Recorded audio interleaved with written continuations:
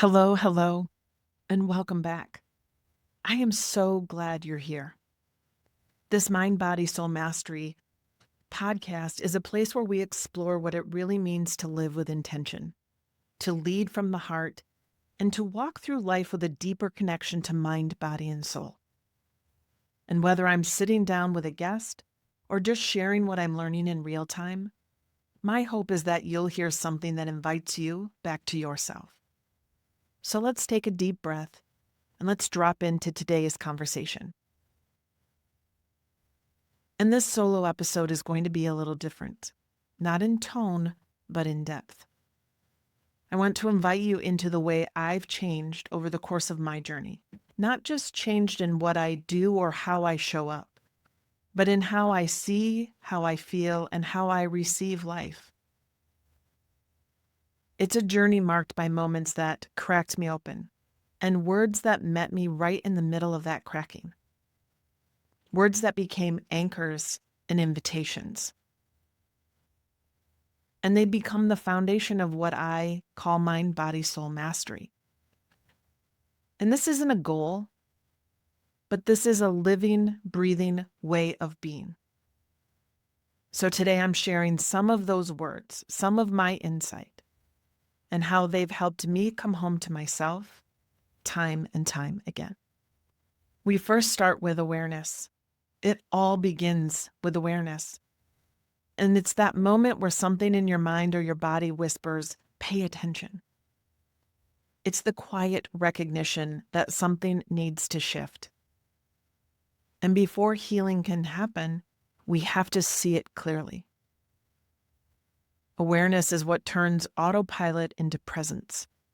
And in Mind, Body, Soul Mastery, it's the first step. It opens the door to everything else. I often say, I can't unknow something. So this awareness is really the key piece to starting change.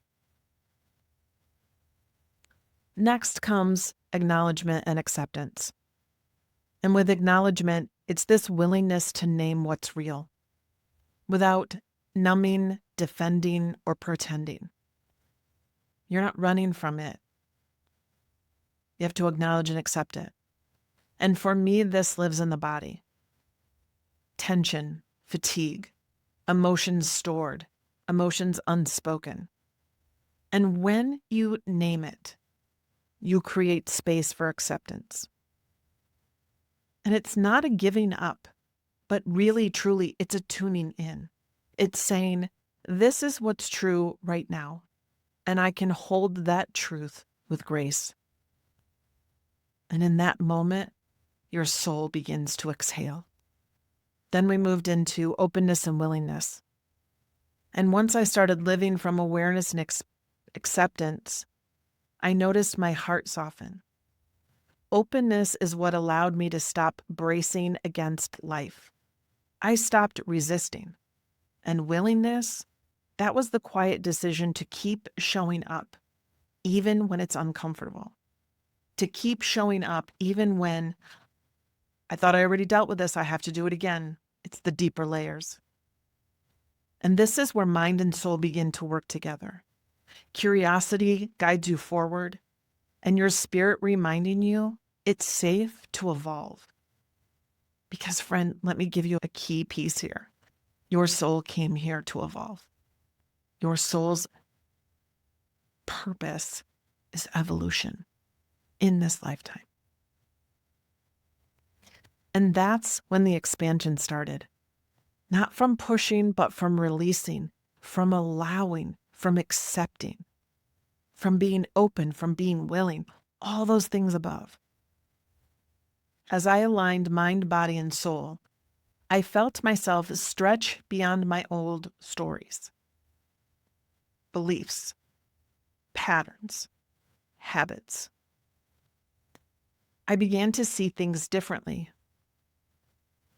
My perspective shifted.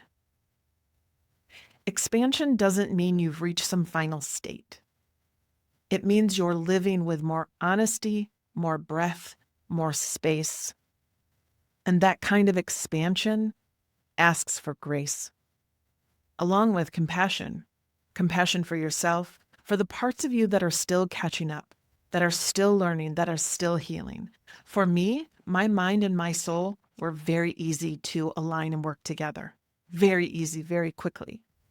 I'm finding it's my body that holds the stories, that holds the trauma, that holds the emotions, that holds the unspoken things. That is where I'm having to extend the most grace and compassion for myself. It's my physical vessel. Because when your nervous system is used to survival mode, slowing down can feel like failure. But grace says, you're doing just fine. Keep going. And compassion says, you're still worthy when it's messy. So when my body says, pay attention and slow down, I'm listening. And I'm extending the grace and the compassion that it needs to catch up to my mind and my soul. My goal is mind, body, soul mastery, living in alignment and wholeness. One of the most powerful tools in this journey is becoming the observer. And this is one I had to learn really early on in my journey. Being the observer is this ability to step outside the swirl, the spiral, the chaos, and ask, what's really happening here? What is this trying to teach me? What do I need to learn from this? Or what do I need to know about this? Being the observer is not detachment. It is deep presence. It's watching your thoughts, your physical reactions, your emotional waves without immediately identifying with them or judging them. In Mind, Body, Soul Mastery, this is where your inner compass gets recalibrated. You begin to respond with your truth instead of reacting. And as you become the observer and you begin to learn more about yourself, your deepest truth, the things that are coming up, instead of avoiding discomfort, start to lean in. Leaning into the hard conversations, lean into the silence, lean into the sadness, whatever the emotion is, lean into it. And from that place is where I found wisdom that I couldn't access in any other way. Your body holds memory. Your soul holds knowing. And when you let them speak without interruption, you meet the deeper message inside the moment. So being the observer without judgment is key to leaning in to all the uncomfortable, to leaning into what is your mind, body, soul trying to help you see, learn. The real shift, though, is learning to love it all. Not just the breakthroughs, but the breakdowns. Not just the clarity, but the confusion. Loving the joy and the grief, the highs and the lows, the rising and the resting. Because all of it is sacred. And when you let yourself feel the full range of your life without rushing through or bypassing, you become whole. Mind, body, soul mastery, living in alignment and wholeness. And that's when the lens really can begin to shift. Instead of asking, why is this happening to me? I started asking, what is life trying to show me here? What's the invitation? What in this is for me? Because life isn't here to punish or test you. It's here to shape you, to soften you, to sharpen you, to grow you into the person you came here to become.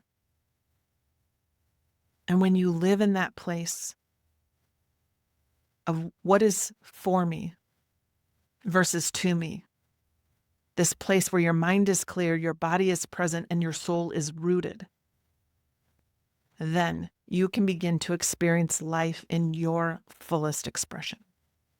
So if you're walking through change or healing or rediscovery, Let these words land.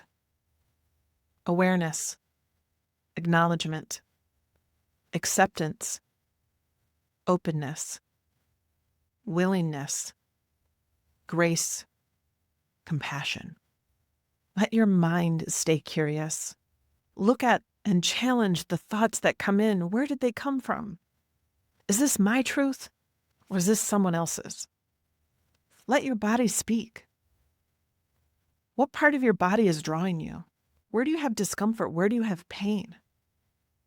What message is it trying to get you to know and understand? If your body is screaming at you, it really wants your attention for a reason. And let your soul lead. That's the work. That's the gift. That's mind, body, soul mastery. Thank you for spending time with me today. If something in these words stirred something in you, let it settle. Let it expand within you. If you feel called to share this with someone who might also be walking this path, I invite you to do so.